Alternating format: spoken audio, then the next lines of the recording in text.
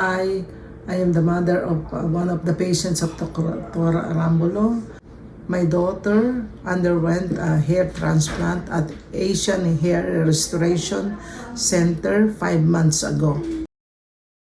I'm happy with the result and it's looking natural. The goal is achieved.